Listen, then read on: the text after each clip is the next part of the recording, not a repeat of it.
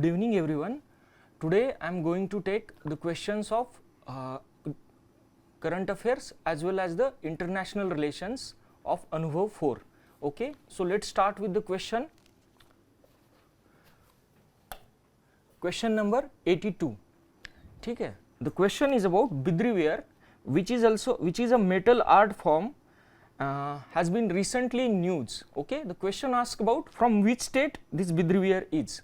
It has got GI tag from which state. So here answer is D, that is Karnataka.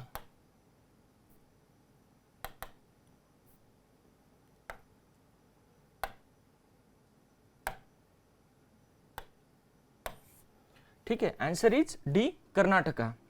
Basically, why it was in news? Okay, recently a bidriware craftsman whose name is Shah Rashid Kadri got Padma Shri, and he was also mentioned by our Prime Minister. Okay, so that is the reason this particular craft was in news.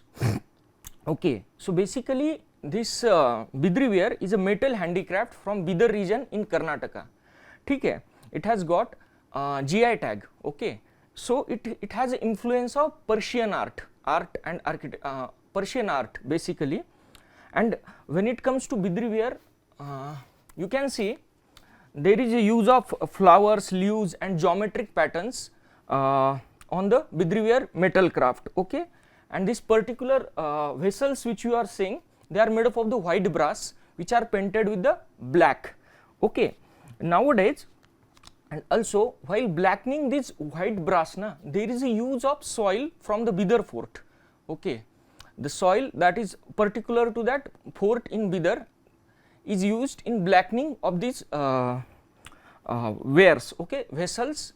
That is the reason it is called as the bidriware. Okay, and also when it comes to history of this particular bidriware, it is developed during the times of Bahmani kingdom. Okay, Bahmani sultans. This Bahmani kingdom was established in 1347 AD by Alauddin Bahman Shah. Okay, so basically in north, when there was a Tughlaq dynasty under the means when Muhammad bin Tughlaq was sultan, at that time in south many independent kingdoms were established owing to misgovernance of Muhammad bin Tughlaq, MBT, and this Bahmani Sultanate was established in that period only. Okay, so they have encouraged various local art and crafts, and bidriware was part of it. Okay, it is also said that there was one Sufi. Why it is having Persian influence? Basically there was one Sufi saint whose name was Sufi Khwaja Moinuddin Chishti. This particular Sufi saint has brought this art from Iran to or Persia to India. Okay, so this is about the history of this particular bidriware. Okay, now let's go into next question.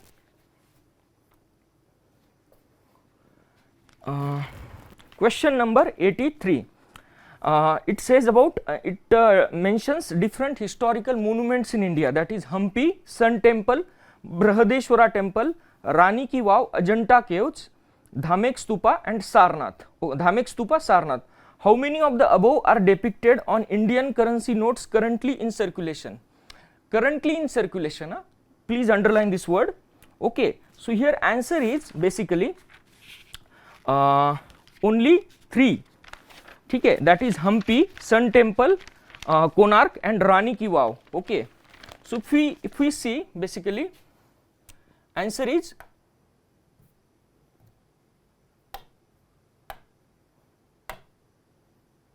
only 3. ठीक है, now I'll go into means details. See, you can see this 50 rupees note. This is Hampi temple, sorry, Hampi monument. Okay,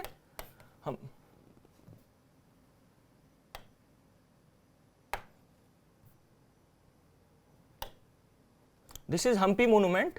Later it is 100 rupees note, which we can say this is a Rani Ki Vav. Okay, Rani Ki Vav.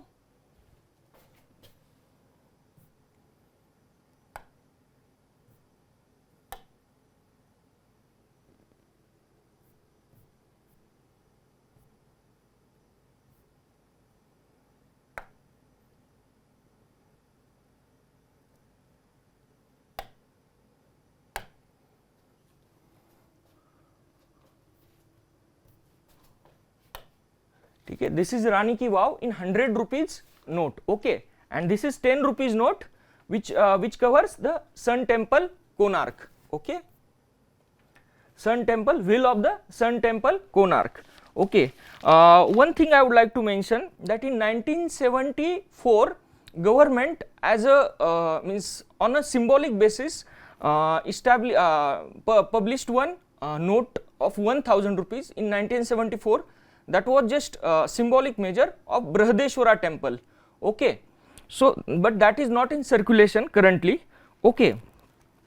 Now Ajanta caves, the fifth option says that Ajanta cave, actually not Ajanta caves, Ellora caves note is there, okay, and Dhamek stupa, this is not correct. Sanchi stupa in MP, it is having image on the currency note, okay.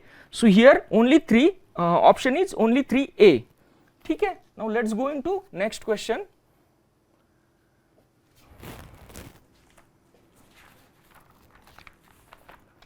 Consider the following statement about Vande Bharat train, okay.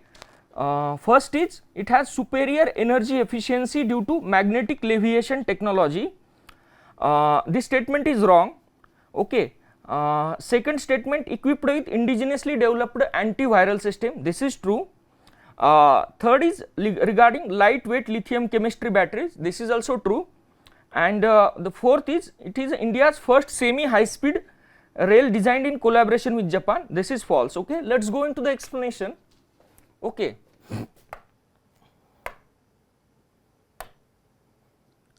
So this is first statement.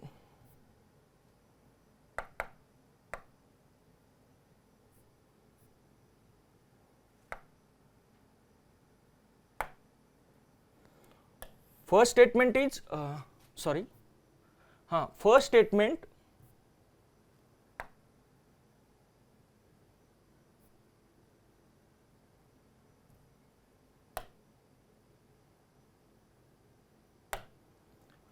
first statement is wrong, second statement is correct, third statement is correct, and fourth statement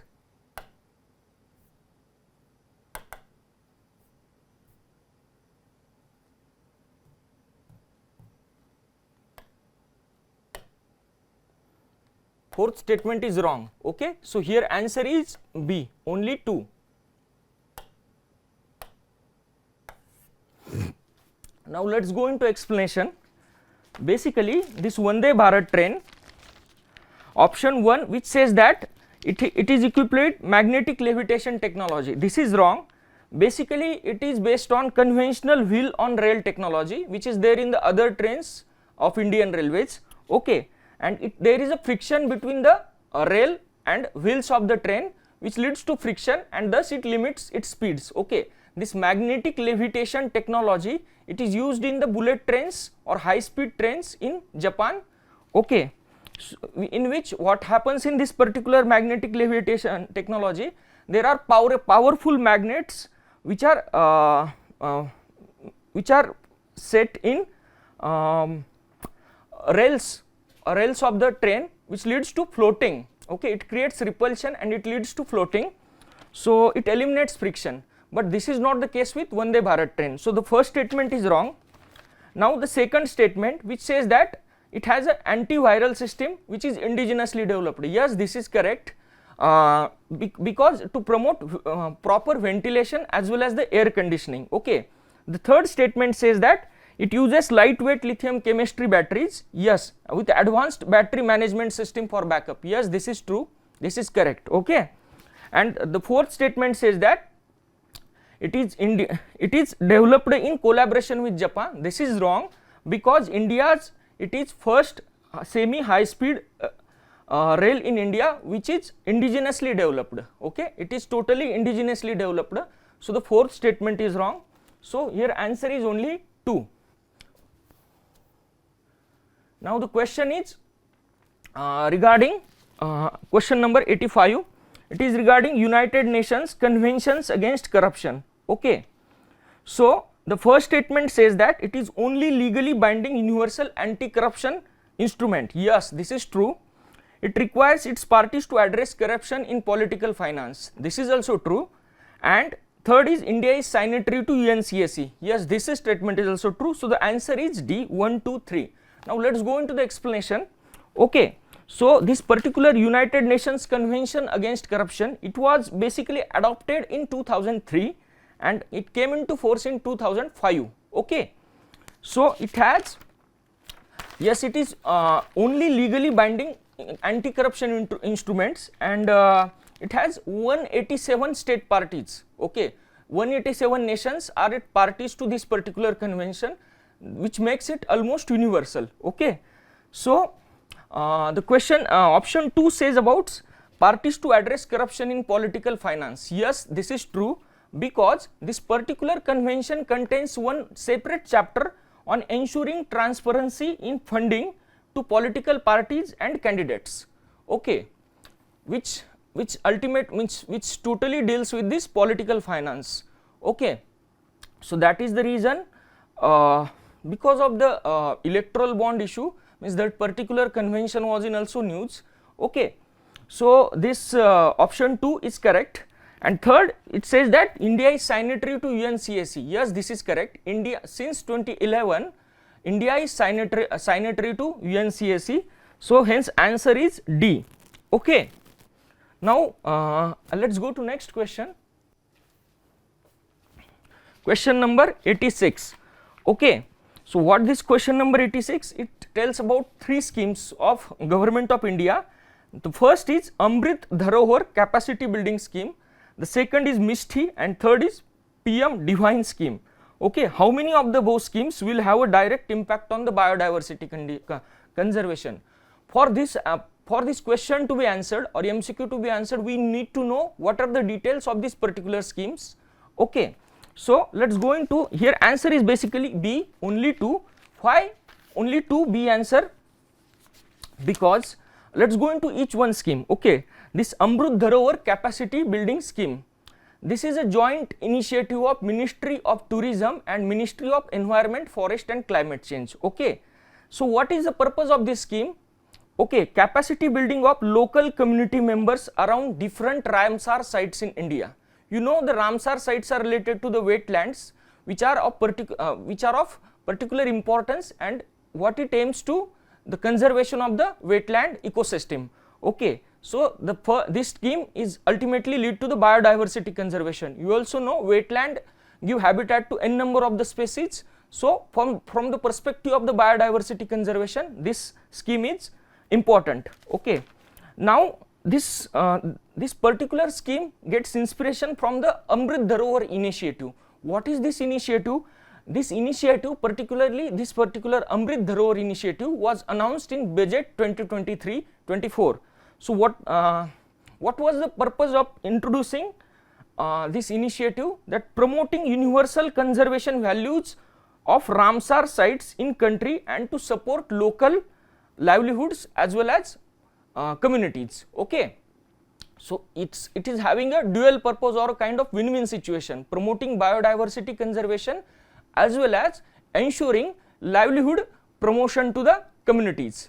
Okay, or local communities which are dependent in means it will create employment, and it will also it will lead to sense of responsibility among the local communities about conservation of those particular Ramsar sites or wetland sites. Okay, so here option A is correct. Now the second option is about MISTI scheme. So this is a central sector scheme. What is the MISTI scheme? Mangrove Initiative for Shoreline Habitats and Tangible Income. Okay, so इसका purpose क्या है इस scheme का? Promote and conserve mangroves as a natural ecosystem in various parts of India. Basically ये scheme का objective क्या है? That is to restoration as well as the reforestation of the 540 square kilometer of mangroves in 5 years in 9 state and 3 union territories. Basic purpose क्या है कि mangrove का रिफॉरेस्ट्रेशन हमें promote करना है और उन्हें कंजर्व करना है, and it is central sector scheme. जब भी आप schemes basically from 2016 the UPSC has started asking questions, 2015 sorry, UPSC has started asking questions about different schemes. So when it comes to schemes, basically 2 to 3 things which you must remember. Basically इसका ministry कौन सा है, then what whether it is a central sector scheme or a centrally sponsored scheme, okay, and third is what are its basic main flagship initiatives or what its purpose, okay. In that case you will be able to tackle almost all the questions related to schemes, okay. So this particular MISTI scheme is about conservation and reforestation of the mangrove ecosystem in India across the 9 state and 3 union territories, okay. So this is about MISTI scheme. So 1 and 2 options are correct. Now let's go into the third scheme, okay, which says that PM Divine scheme. So what is this PM Divine scheme? Pradhan Mantri Development Initiative for Northeast region, okay. This is also a central sector scheme, but इसका purpose क्या है? Rapid and holistic development of Northeast by infrastructure funding and social development project, okay.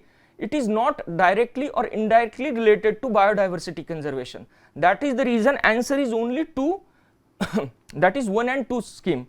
ये जो scheme है PM Divine, इसके basically 3 to 4 objectives है, okay. What are these objectives? That is fund infrastructure project convergently on the basis of or on the inspiration of PM गति शक्ति. इसका मतलब क्या है कि जो भी अलग अलग मिनिस्ट्रीज की स्कीम्स है, we need to converge them, we need to sync them, and in accordance with that we have to converge the objectives and funds so that that can be used more effectively, okay. Second is social development related project based on felt need approach. We all know that Northeast is home to multiple tribal communities. They have their own social dynamics, social cultural dynamics, okay. So their social development needs are different and varying, okay, according to the felt need approach. Means whatever is demanded or necessitated by the communities particular, the government will act in accordance with those demands and will lead to the social development projects made as per their socio-cultural demand, okay. The third component is livelihood for the youth as well as the women, okay, and the fourth is filling out the development gaps in various sectors or various regions, okay. So these are the 4 components which are, any of these 4 component is not related to biodiversity conservation. That is the reason option C is not the correct here, and answer is only 2. So now let's go into the next question. Well, this 87, consider the following statement. The first statement says that only Asian country that shares the land boundary with India is Myanmar. This is true. Second statement says that 5 northeastern states of India, that is Arunachal Pradesh, Nagaland, Manipur, Mizoram, Meghalaya, share boundary with Myanmar. This is wrong, okay. We know that Meghalaya do not share boundary with the Arunachal Pradesh. It is there inside, okay. So this statement is wrong, and it's obviously, you can see the rest of the Asian countries are here, and this is India's border, and India shares border with Myanmar. This is the only Asian country which India shares border with, okay. Now the third is basically present India-Myanmar border has been demarcated as per the Treaty of Yan Dabo. Yes, this is true statement. And the fourth, along with Myanmar, India shares its maritime borders with Maldives, Mauritius and Indonesia. Basically India shares maritime border with Indonesia as well as the Maldives, but not with Mauritius. Mauritius is there in the southern Indian Ocean, means almost near to the Africa, okay. So Madagascar, near to the Madagascar. So this India do not share any kind of maritime boundary, but although India enjoys very cordial relation with the Mauritius, but not shares any kind of maritime boundary, okay. Now I want to go into detail regarding this Treaty of Yan Dabo. Basically this treaty was signed in 1826 after the first means British and Burma war, okay, in which the Burmese kingdom, third Burmese empire was defeated, okay. What happened this in this particular treaty?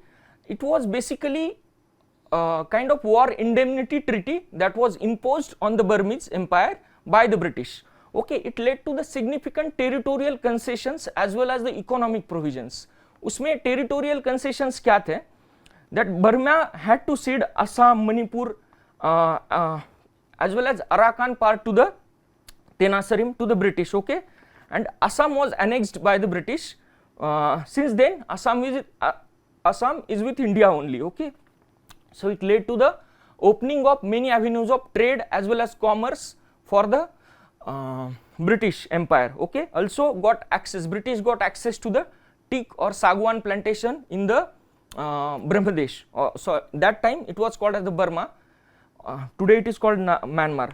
Whatever the formal boundary, which is the present boundary is there, that is the result of agreement, okay, agreement between India and Myanmar that was signed between both countries in 1967. But this particular treaty of Yan Dabo, it has, means whatever the particular agreement which was signed, formal agreement signed between India and Myanmar, which is there in 1967, that is based, substantially based on the that 1826 treaty of Yan Dabo, okay. So here answer C is correct, ठीक है. Now the fourth statement, India shares, that I have already explained. So here answer is only 2 statements are correct, ठीक है. Let's go into next question. A cruise ship itinerary list stops in various Caribbean ports. Which of the following route is geographically least practical? Okay, here answer is C. Belize, Puerto Rico, Jamaica and Dominican Republic. This is purely a map based question.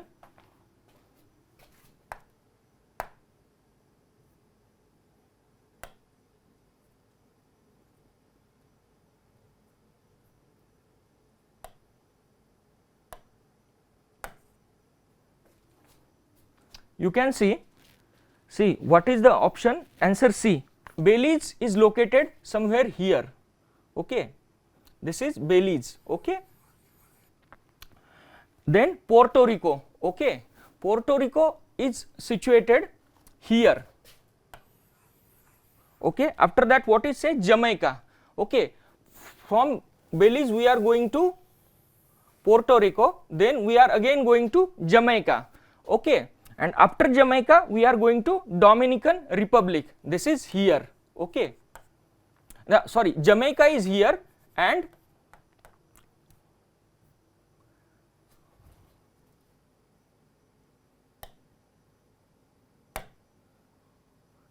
Jamaica is here, and after that we are going to Dominican Republic. You can see this is back and forth, okay, from here to here, then again here, okay. But rest of the options, if you consider, we will take any option.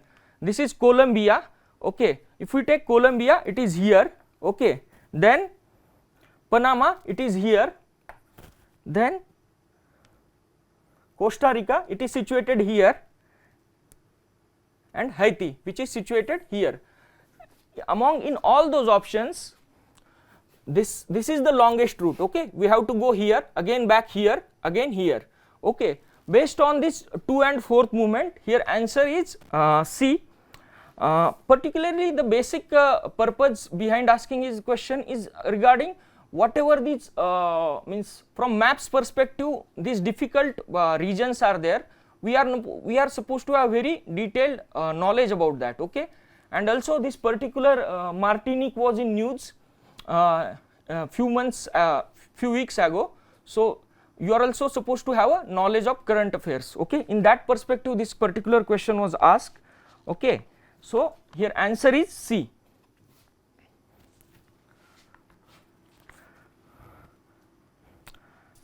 Question number 89. In 2023 and 24, humanitarian crisis unfolding in countries due to experiencing both internal conflicts as well as droughts, okay. Which UN organization would have the primary mandate to coordinate and distribute emergency food in the crisis, okay. We also know that there has been a war going on between Israel and Palestine in Gaza Strip. In the context of this question of asked, because this particular organization, that is World Food Program, is in news, frequently in news with respect to that crisis, okay. Answer is D. Now why this particular answer is D? many people may get confused with Food and Agriculture Organization. Okay, now I will explain the mandate, okay, foundational mandate of both the organization. Basically ये जो World Food Program जो है इसका basic क्या है? This is the world's largest humanitarian organization. Okay, इसका basic objective क्या है? Providing food assistance to people who are suffering from or recovering from conflicts, disaster, climate change, as well as the disasters like pandemic, COVID-19 pandemic. Okay, and it is also implementing world's largest school meals program in Africa. Okay, or in conflict prone regions. Okay, so इसका purpose क्या है? जहाँ पे भी conflicts है या disaster है, any type of disaster like flood, earthquake or any type, वहाँ पे जाके food aid provide करना है.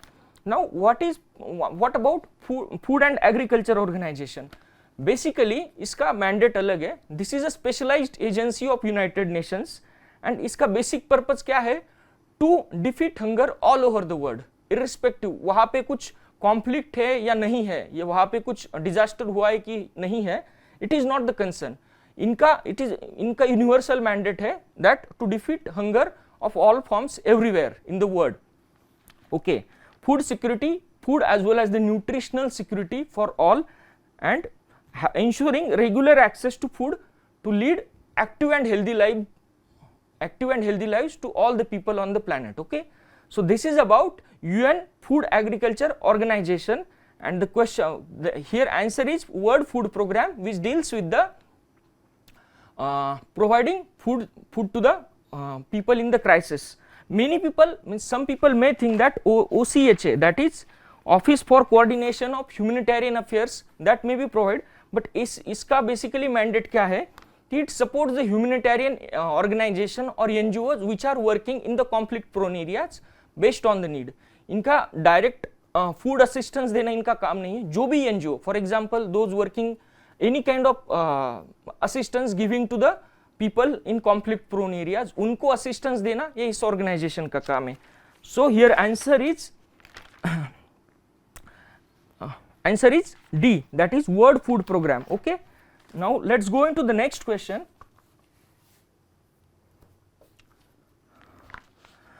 Consider the following statements with respect to recently launched Unnati scheme for Northeast region of India. It aims to boost horticulture sector in northeastern states, and the nodal ministry for implementation is development of northeastern region.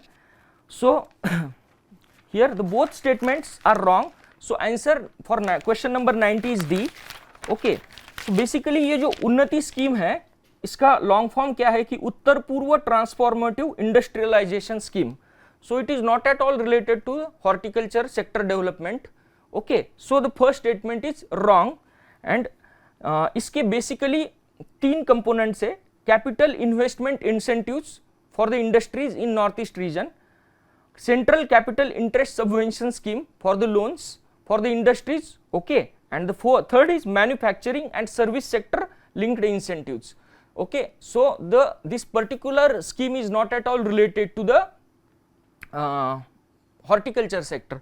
Okay, now the statement 2 says that it is by Ministry of Donor, that is development of the northeast region.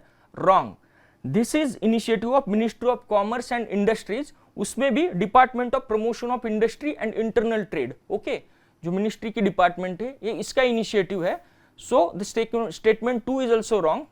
Okay, and this is central sector scheme. Okay, almost 10,037 crores initiative means expenditure is reserved over next 10 years. Okay, so this is about question number 90 and answer is D. Okay, let's go into next question. With respect to Indo-Pacific Economic Framework for Prosperity, consider the following statements. India has joined all the pillars of IPPF except the trade pillar. This statement is correct, and all Quad countries are part of IPEF. Okay, yes, this statement is also correct. Now I will go into explanation. Basically, this Indo-Pacific Economic Framework for Prosperity is US initiative. Okay, it is not a regional trade agreement. Please understand, this is not any kind of regional trade agreement. This is just a US initiative or agreement to strengthen the supply chain and ensure supply chains in Indo-Pacific, as well as ensuring adherence to labor rules, okay, in that particular Indo-Pacific region. Okay. Why this initiative was needed?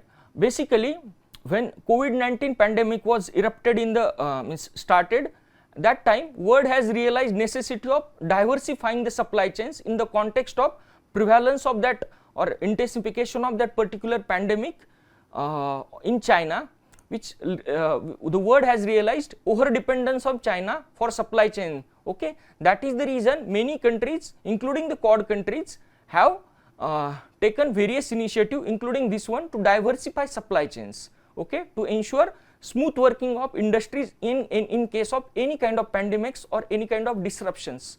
Okay, so basically इसके चार pillar हैं. Okay, the pillar one is about trade, the second pillar is about supply chain, third is about clean economy, the fourth is about fair economy. Okay, इसमें fair economy में क्या आता है कि taxes and anti corruption measures लेने पड़ते हैं. Okay, the first pillar जो है regarding trade, India is just having observer status. Okay, why?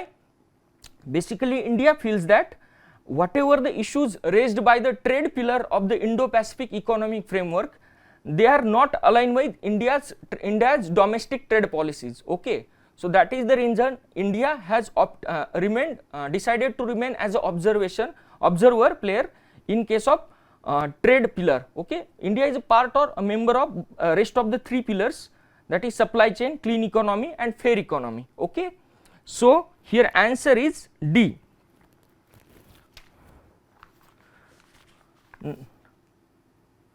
Sorry, answer is C. Both statements are correct. Okay, let's go into question number 92. Basically it has given list of report and indexes, and second column is about organization publishing the report. Here answer is C. Okay, that is this Global Innovation Index is published by World Intellectual Property Organization, Global Financial Stability Report by IMF, Gender Inequality Index by UNDP, United Nations Development Program, and the fourth that is Global Risk Report is by World Economic Forum. Okay, so basically in 2014, 2015 prelims and 2016 prelims also, there were few questions asked about these indexes, even in 2017 also. So although in recent past the question was not asked in last 2-3 years, make sure ki whatever the prominent prominent reports that have been used, we are supposed to know that which organization publishes it, and means what are the main observations about that. Okay, also in case of mains answer writing, you can utilize the information related to these reports. So please be aware ki which are the following, or implement what are the important indexes and are in news, what are their prominent observations, and which organization publishes that. So here answer for question number 92 is C. Okay,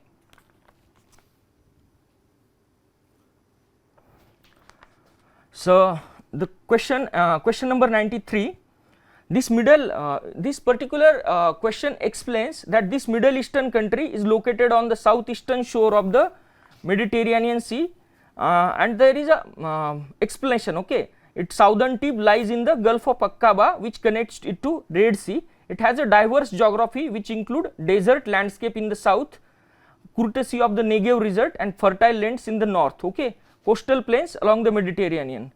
Okay, which country is being described above? The answer is Israel. Now let's go into explanation. I have a map. Okay, what it says, at the southern tip there is a Gulf of Aqaba. You can say it is Gulf of Aqaba. Okay, this is map of Israel. It has access to the Gulf of Aqaba. Okay, second, what it says, the courtesy of Negev resort. You can see this is particular Negev resort in the south. Okay, then fertile lands in the north and coastal plains along the eastern Mediterranean. Yes, there are coastal plains. Yes, this part in the Golan Heights, okay, Israeli occupied part. Okay, Israel has occupied this part from the Syria and some part from Lebanon, this Golan Height. This is highly fertile region, and this particular that Golan Height region is also a source of fresh water. Most of the fresh water which Israel have today is from this particular region, okay. This Lake Tiberias or Sea of Galilee, this Golan Heights, okay. So this explanation true, and the what it says that on the eastern border lies the water body which has the lowest point on the earth. Yes, this is true. This Dead Sea, it has having the lowest point on the earth, which is almost 414 meter below the sea level, okay. So this is about Dead Sea. This Dead Sea is located on the border between Jordan as well as the Israel, okay. So here answer is Israel, that is B answer, okay. Now let us go into question number 94. Throughout the history, epic tale of Ramayana has traversed borders and cultures, okay. In this context, consider the following pairs of different adaptations of Ramayana and the associated countries, okay. Adaptations here: Thailand, Indonesia and South Korea, and associated adaptations of Ramayana and associated country, okay. So here answer is A only, that is Ramakin is the adaptation of Ramayana in Thailand, and Ramayana Kakawin is in Indonesia, okay. And South Korea, there is no any kind of any kind of adaptation of Ramayana in South Korea, although it is this particular South Korea is related to the Ayodhya, okay. How I will explain? Basically there is a legend that 2000 years ago there was one Ayodhya princess whose name was Suriratna, okay. She has sailed almost 4,000 kilometers in that time and got married to the king over there, whose name was Kim Suro, and he established a Gaya kingdom, okay, there in South Korea. And all the peoples of South Korea feels that, means they have belief that they are the descendants of this particular princess of Princess Suriratna, which took the who took the name of Queen Hyo Hong Ok in that country, okay. So all those people think that they are the descendant of this particular queen, okay. And regarding the first and second option, yes, Ramayana has different multiple versions in multiple Southeast Asian countries, in more than 10 countries of Southeast Asia. And what is the reason behind this? Basically we know that during medieval Indian history, what happened, that we were having the empires like Chola, okay, and that time they were having huge seaborne trade with the Southeast Asian countries. During that process, many traders, many preachers went into those nations and they have settled over there. And when they settled over there, they have taken their own culture, means from Indian culture or Indian religious tradition to those countries, and that is the reason this particular religious traditions or our preachings have gone to these countries, and they have adopted in that particular nations in accordance with the local traditions, okay. That is the reason we find that Ramayana has their own version or modified versions in more than 10 Southeast Asian countries, okay. So here answer is 1 and 2 only, that is Thailand and Indonesia. This particular kind of cultural relations were emphasized during the G20 summit, okay. That is the reason this part was in news, okay. So this was all about current affairs part and international relations part. Thank you for listening.